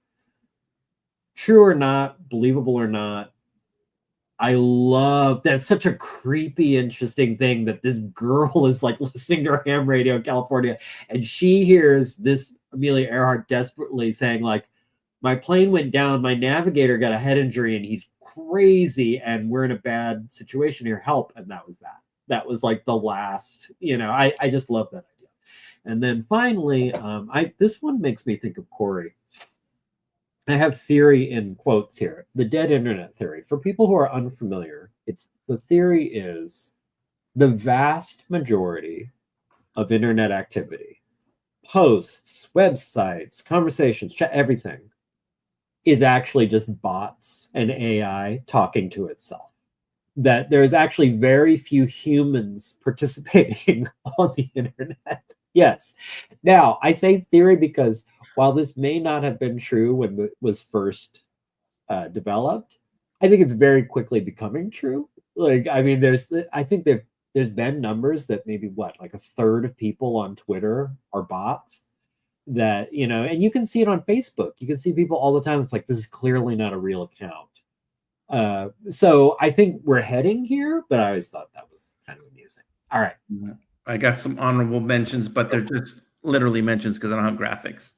So my first honorable mention is our good friend, rest in power, King. The whole Epstein Island stuff. The list and all that stuff, and who was there. Do you there. have slides for these, or can I switch This to? all ties in, though, because then, of course, then there's also Diddy. Diddy, the Hollywood orgy, that whole stuff that almost made my list as number 5. But here's why I didn't, because I think it's not that far-fetched. It's like, well, yeah, there probably are Hollywood orgies, and there probably are politicians who. That's why it has legs. Yeah. I can't tell you how many people I've said, like, I don't buy into the whole Epstein conspiracy. But thing. I will. Are you saying that there aren't pedophiles? Of course there are. Are you saying there aren't, like, weird, sex traffickers? Of course. But I just don't buy into, like, maybe he was a CIA sleeper or something. This one I'm super interested in, is the whole, and this goes back a long time, is the whole Hollywood occult. Yeah. That is fascinating, because that is 100% true. Talk to David Bowie if you could. He knows about it. I mean, he talked about, there's witches in Hollywood, and there's people. Here's my thinking. And that would have been a good honorable mention. I should have put that in. This is the same thing with the Diddy party stuff. Like, in my opinion, it's not even really them being like closeted gay. What it is I think you get a certain group of people, and then you get the elite, right? Yeah. But then within that elite, there's still a caste system. Yes. And you get the super elite. And probably within the super elite, there's always the uber elite, and then the omni elite. Yeah, right. I saw a skit somewhere with the VIP room, and then there's a VIP room within the VIP, and then finally the last smaller and smaller, and finally you're in a GIMP crate. So I think what happens is, I think the people that do those really weird things like that, I think they're so bored and jaded that it's like a thrill. Like, this is so wrong. We're not supposed to do it, but nobody's going to tell because it's only us. No one's going to tell, and there's nothing left for them to do to get a thrill anymore. Kind of like the art retreat at the cabin. Kind of like that. Kind of like that. No, I almost had in my list, and I should have had it as an honorable mention, the Satanic Panic. Like that era, that 60s, 70s, when Church of, like, Anton LaVey and everything, and the Church of Satan was really raging, and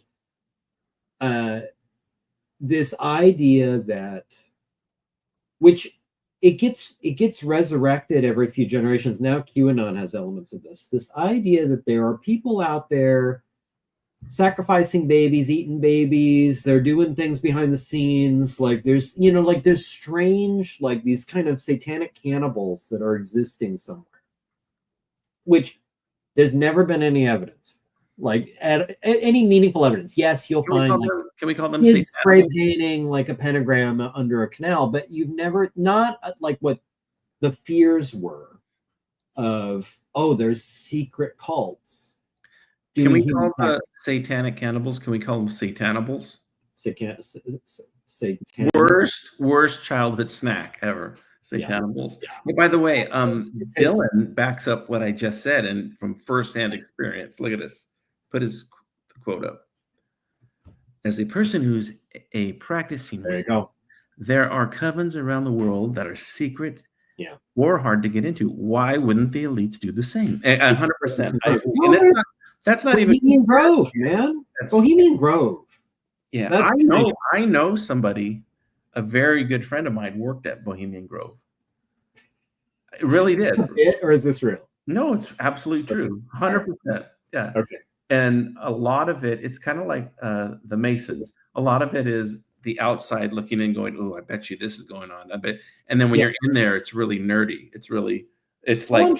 I'm sure. Same with the Freemasons. However, I picked up an application because I wanted to be able to say. I thought it'd be a fun story just to say like, yeah, I went to a Mason meeting just to see what it was. I think that they're the jaded side of me says this. I believe that within the Hollywood hills and the Hollywood establishment, I believe there are pockets of people that are dabbling in Satanism and dabbling in the occult, and because again, it makes them exclusive, and it's like, I don't tend to believe that there would be like, you must see the high priestess before you sign this contract, Right, of course. But I believe that it's, we're shocked when we find out why would this star smoke meth? Why would they do that? I believe that if we had a list of people, why would this person be worshiping the devil? Why? Because it's something kind of edgy and new to them, or they're interested in it, or I'm just bottom line is I believe I think there are parties. I've heard this. There are parties and there are things that are just going on, and whether or not like a person could look at it and say it's not harmful, it's just we're just doing this, and there's other people that say no, by even just doing that's harmful, and then there's people in the middle, kind of like me, that are just like, I think it exists, and I think they're doing it for whatever reasons they're doing it for, but I think it exists. In this day and age, especially, would it even be interesting? Look, I mean, like I'm a couple hours from Sedona. Wait, real quick. Yeah. All right. Corey says that you said you picked up an application to become a Freemason. Yes. Oh my God! Did you not hear me say that? Yeah. No, I was on my tirade. The next step to become a Mason, I had to attend a meeting, and I just felt like I don't want to meet somebody. Yeah, you could have become. What have people ever done for me? Why do I want to do that? Yeah, and also, I hope she doesn't mind me saying this. I feel like Mary was very uncomfortable with me going to a Freemason meeting. I felt this is recently.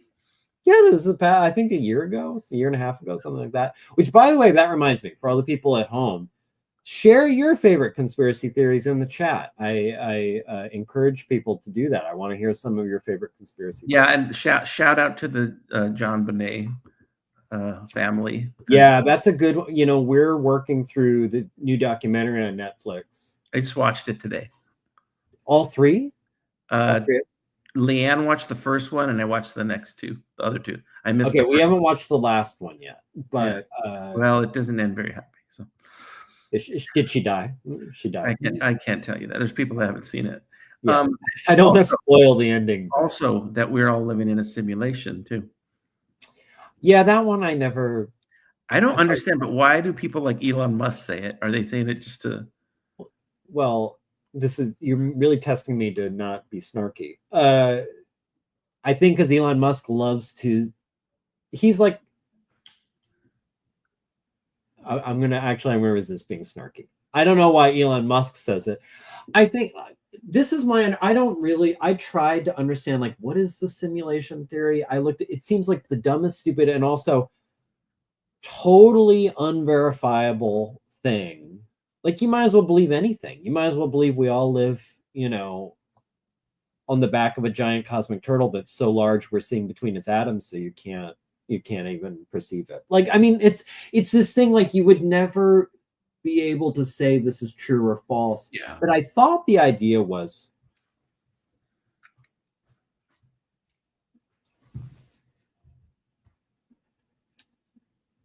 Corey would maybe he would be able to explain it. I think the idea was that if you looked at the ability of a computer, for example, to simulate reality, that in theory it would get to a point where it would be so advanced that the reality it simulated would be indistinguishable from reality.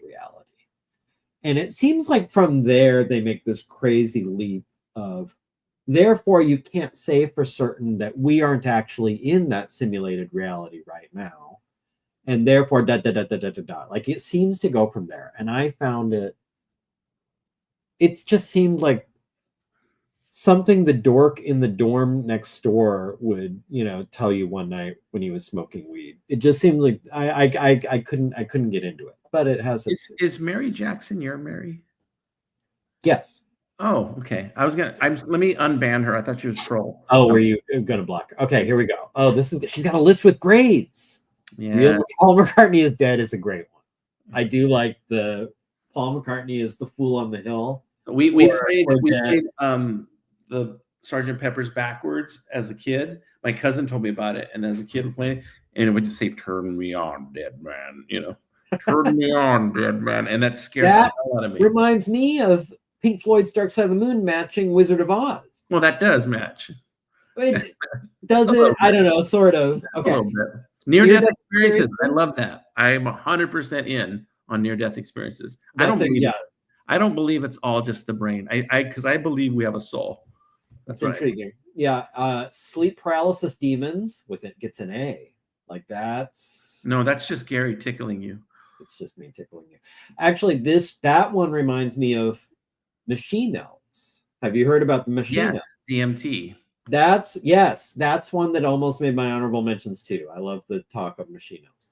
I don't know if I know Mozart's death/murder. Oswald. What? Oswald killed Mozart. Oswald also killed Mozart? Yeah, he gets around. And then finally, the ghost hunting Gary in our house is me in a time loop. Yeah, this is my theory. So the house may or may not be haunted. I probably should have told people that before they stayed here. I have, now, full disclosure, I'm not a believer in ghosts, but I've had some strange experiences in this house that I don't know how to explain rationally. But one in particular, there's been at least 2 occasions where I was sure Mary was in the house when she wasn't. And one was, it sounded like her walking down the hallway to the bedroom with her heels. And it was this very measured step. It was like she was kind of doing a slow pace, like she was on the phone or something. And I was hearing the footsteps come down the hallway toward the bedroom, and I was waiting for her to come around the corner into the bedroom, and she did not. And in fact, she wasn't even home. And because it sounded so much like a way that I'm used to hearing her move, my theory, which Mary is not a fan of because it troubles her greatly, is that in fact it's Mary's ghost. And someday Mary will die, and she will come back to haunt. She can pick any time in her past that's emotionally significant to her to exist in. And she's coming back to this period to exist. She's a ghost out of time, revisiting these happy moments in her life. That falls into one of my, it's more of a theory. It's not a conspiracy theory, but you've heard the block. Is it the block universe or the block universe theory, right? No. It's basically everything is in time is like all contained like this in a box, Okay. And there is no, it's not linear. Yes. So that thing pop up from here, kind of bump against here, and Oh, it's it would be that. It would be Mary dying and then coming back, being able just or me getting a glimpse of her at a different time, right? But the 2 streams kind of touched a little bit, right? Everything happens is just one solid thing. So everything happens all at once. Yeah. Yeah. I just also believe since a child, I believed. Also, I haven't fully ruled out that Mary is in fact a ghost, and I don't, and she's just very convincing. But right, yeah. Well, she is. I think she was more of a sprite than a ghost. She has a sprite quality. Yeah. She does. Yeah. I've always thought she was a bit elfin, but okay, go ahead. I've always believed that again, I touched on the UFO stuff, that there's something there, but I also always believe that whatever the truth of the universe is, however it works, our machinery is not wired to handle that voltage. Yes. Yes. So it's impossible for us to know. Yes. It's impossible for us to comprehend something that's incomprehensible. Right. So even our wildest thinker that comprehended the most wildest thought, or even perceive it, like you can't even, you don't even see it because you're not even able to see something like that. And I'm not just talking about like, oh, wavelengths of light. I'm saying like there's this interesting idea. It's also a little debunked, but not really, that perhaps ancient Greeks didn't know what the color blue was. Now yes, okay, I know that's the face everyone makes. Why? Because if you go back and read the Odyssey or the Iliad, okay, so like these great works of ancient Greek writing, when they're describing things that we would think of as blue, like the sky or the ocean or whatever, they always find these convoluted ways to try to describe their color. Like, so they'll like describe the ocean as like reddish black and the sky is purplish with a bit of sheen, or like, I mean, they're doing all these weird convoluted where you would just say blue. Like, what about blue? And this idea that because they didn't have a word for blue, they couldn't think about blue. And because they couldn't think about blue, they couldn't perceive blue. It's this idea of like, because you don't know how to think or talk about it, you actually can't even see it. What if it's just the first part? What if it's just they didn't have a word for blue? Maybe. It's yeah, I don't know. But I believe that we can't comprehend the truth or whatever. It's just too big. It's too much. Right. And then I also believe that the body is just like a container for whatever essence, but you can call it your soul, you know, and it doesn't think like a human, the soul. It's a thing. It's like and not to be corny, and this would be a great place to end it, but I believe it's love.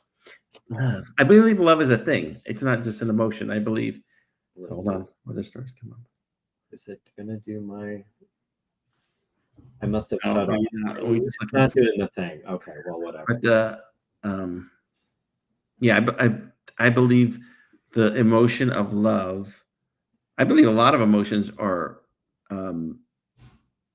just we can't comprehend them. We can't control them and comprehend them. They're just part of our existence. So deep. Gary, other ancient languages had similar things. Modern languages have similar things. In Japan, they'll say a green light is blue. So here's the question. Now, I know who this is. He knows some Japanese. How would I mean, there must be a way. If a native Japanese speaker had to describe the difference between this or the colors of a rainbow. The colors of a rainbow. How about that? What's that? What if they had to list the colors of a rainbow? What would they do? Yeah, like how would you describe the difference between this and then the leaves on this if you're trying to express that in Japanese? Are those like kinds of green? Or what is, like, how does that? Or literally just or kinds of blue? Like, yeah.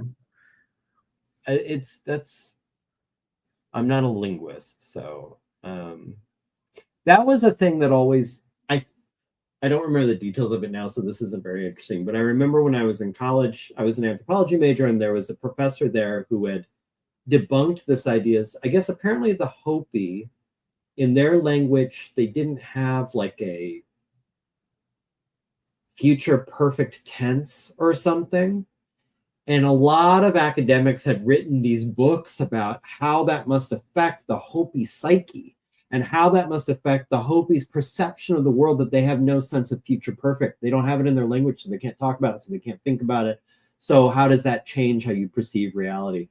And he at that time came out as like, actually, that's not true. They have a way to do it. And it might be like, oh, let's see here. Yeah, apparently it's a crazy mess if the Japanese want to talk about the difference between blue and green blue, or green and green blue, or whatever. That's fascinating. Anyway, I think we've solved it. Everything. we've solved it. You broke the simulation. By the way, I live in a stimulation. Oh, hot. So, so what I'm assuming sometime in March, end of Q1, we will do the next top 5. Yeah, it could be sooner, could be later, could be maybe February. Who knows? Reveal to me what the next top 5 is going to be. What are we going to do? Okay, top 5 the next time is top 5. I have to say male, because if I don't, it's going to be too big of a category. Okay. Top 5 favorite male movie performances. Interesting. So right. Let me give you an example. But this, and wait, before you give an example, wait. Is this going to be on? This won't be on your list. No, it won't be on my list. 5 male. Let's say it's different than character. It could be the same. Like your favorite performance just could happen to be a character that you like a lot. But let's say you love Boba Fett a lot, but you're like, well, that's not the best performance. It's just I like the character. This has to go with the character. It's something about yeah. But again, I have a feeling we're not going to pick like, oh yes, Marshall Hildebrandt in Komoli. You know, that was such a good film, and his performance. I mean, we're going to probably pick things that we like the characters as well. You know, strong, like, oh my gosh. But it's also what the reason you would like the characters, the performance. Like, yeah, and it's not. It doesn't necessarily have to be best actor. Like, oh my god, that's the best performance because he was so convincing. It's our favorite. Like, right. Like, I really like the way. This is not on my list, but this actually could be. But like, you could say Paul Rubens as Pee Wee Herman, like in Pee Wee's Big Adventure. There's something about his performance that I just love. You're not saying he's the best Oscar-winning actor, right? Ever. It's something about that particular magic to you. Yeah, gesture that could be in a bad movie too. Could be in a bad movie, and I'm saying specifically movies, not TV, but it could be. But just you're a little mini Oscar award for best performance. I think that's fun. Male category. All right, that's maybe a way to think of it. Is like if you could do the all-time best performance Academy Award, your personal, like who would be the 5? That's how I think I'm going to structure it in my brain. Yeah. All right. I like it. All right, and you can pick Paul Rubens if you want. That's okay. You're back. You've redeemed yourself from top 5 animals. That was a good one. Top 5 animals. You don't like crows? You have something against crows? Crows are great. I'm still very proud of the fact that I put a picture of you in my that you were one of my favorite animals. I was flattered. Yeah, I was flattered. Yeah. All right. Anybody else have something in the chat they want to share? A conspiracy, a favorite thing, a favorite kooky thing, a favorite a question about a conspiracy? Anything before we log off and we call it? We're almost at 2 hours. By the way, publicly I need to reveal that Corey Kerr and I have had long UFO discussions. But kind of like this, though, kind of open-ended, not, well, here's what's happening. Yeah. Here's what's going on. Yeah. But, all drones are UFOs, too, by the way. I guess technically speaking, right? Birds aren't real. Birds aren't real. That's a fun one. Yeah. Yeah. Oh, Mandela and simulation. Yeah. Yeah, the wait, is it is that Mandela like, or is it the Mandela effect? Or no, it is Mandela, because the idea was that he died in prison. Everyone had this idea or something like that. Or like, you know how like everybody thinks the show's The Artcasters when the show is just called Artcaster? Yeah. Okay. The one that my favorite example of this was, what was the guy's name? Sinbad was in a movie called Shazam where he was a genie. Kazam, was it? Or Kazam, something like that. None of that apparently is real. Like you can go on the internet and try to find that. That's not a thing. But we all have this idea of like, no, I'm sure I saw a trailer for that or a poster or something. Wasn't Shaq in a movie called Kazam? Shaq, or was Shaq in Shazam and we thought Sinbad was in Kazam? I don't remember. The point is Sinbad was not in a genie movie. That just didn't happen. Right. But yeah, but we all remember it. And then there was another one. There was another good one. And I'm blanking on it now. But the other one, this is not that, but one of my favorites, not enough to be in the list or honorable mention. This was the idea that not only did one of the Munchkins in Wizard of Oz commit suicide, but he hanged himself from a fake tree, and he's visible in the background of one particular scene in the movie after the Wicked Witch of the West sets the Scarecrow on fire. He puts himself out, the witch leaves, and they continue on, and they're in this forested thing. Supposedly, if you look closely in the background, you can see the Munchkin lynched from one of the trees. And if you watch the VHS version, which is when this, or the TV broadcast back when we were kids, it's very compelling. You look at it and you feel like, it's like, oh my God, I see him going up the ladder to like, you know, put a noose around his neck. And then in the next scene, I see him rocking from the branch. Like, this is it. He's dead. Then you get the Blu-ray version and you see it's a flamingo.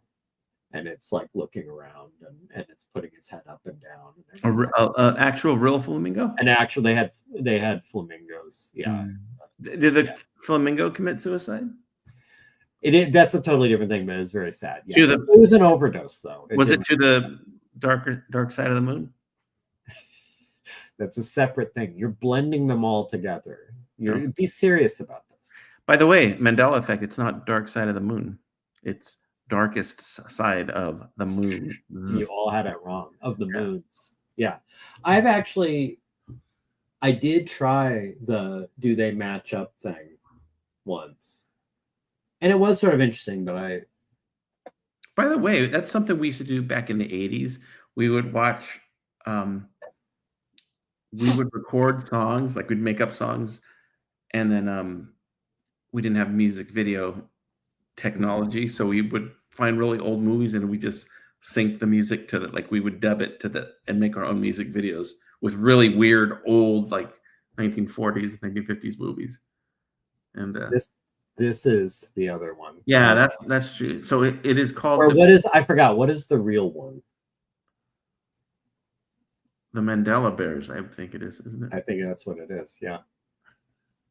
Okay. Oh, they're actually Berenstain Bears. That's the real. Berenstain, like Stain, is the actual. That we all remember Berenstain. Well, it's like this is where they Frankenstein. Yeah, it's weird. Oh yeah, that's another one. Monopoly Man doesn't have a monocle. Oh, I thought he did. Well, does he have one in one of the cards? Maybe. I don't know. Yeah, there's a few weird ones like that. I think he might. Like your rich uncle dies or something like that, and you gotta. I don't know. I know Mr. Peanut has a monocle. Are you blending Mr. Peanut with the Monopoly Man? No, Mr. Peanut's one of the lizard people. I've heard that too. Yeah. He's also anti-Semitic. We are the champions of the world. What do people think that it says? No. Oh, well. It doesn't say that? Yeah, doesn't it? I'm sure it does. Hold on. Wait, what's the argument first? Yeah, what are I thought that is what they say. Yeah, because it does say it. Because we are the champions of the world. Please follow up with the comment, Corey.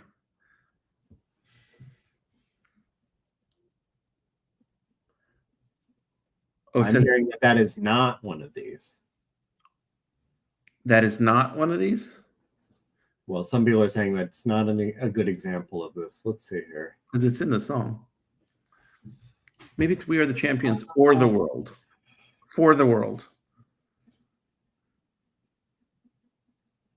Sex in the City. Supposedly it's saying the song never ended that way. Does it not end that way on the album or something? And just live performances? I think it ends open. It ends open-ended. I don't know.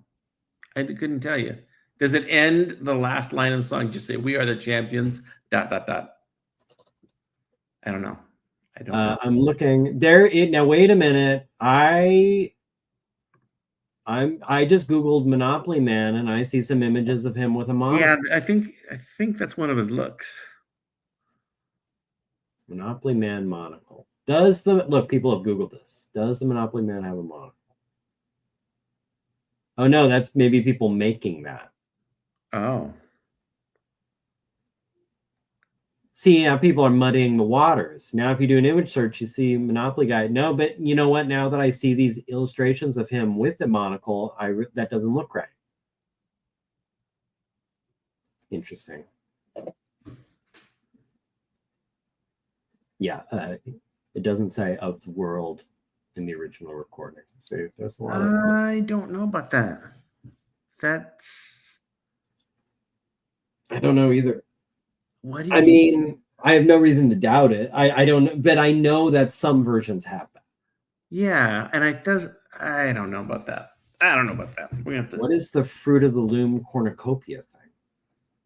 Fruit of the Loom cornucopia. Does it mean it doesn't have a cornucopia? But it does, doesn't it? Fruit of the Loom. In my Mandela effect, it does. Cornucopia.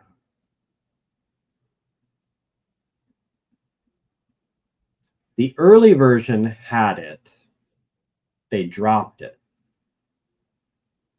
So there is some. Wait. No, this is claiming it never had a cornucopia. It's just a pile of fruit. Supposedly. I don't know. This is breaking my brain to see all this. See, we don't know. What is reality anyway? Okay.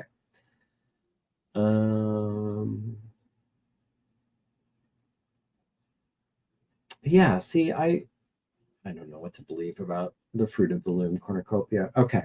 Next time, top 5 male performances. So the of the world thing, it's saying it doesn't end with, the song doesn't end with that, but I know it doesn't, but it says it in the song though. Of We Are the Champions, I believe. Right? I thought it's the last.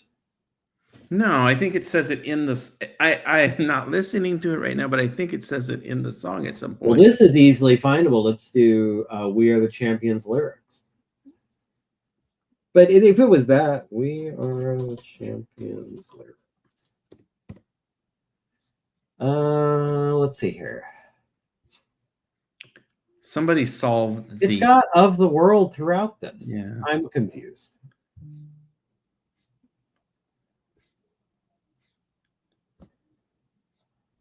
Yeah, see, there's this is 1984, where we're allies with Oceania. No, we're enemies with Oceania. We've always been enemies with. No, now we're allies. Like that's the Okay. We wrapping it up? Yes. In 1981, Queen's Greatest Hits, they added Of the World at the end.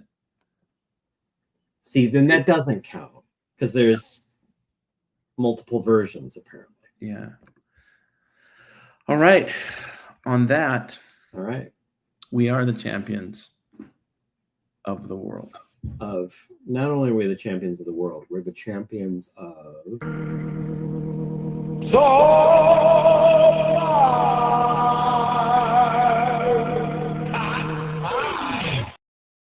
And that's how you end the show. That's how you end it.